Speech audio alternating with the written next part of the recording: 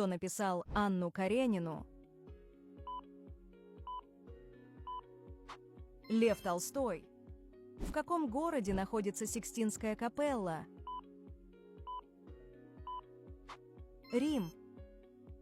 Какая страна является родиной борщей? Украина. Какое растение является самым высоким на Земле? Секвойя.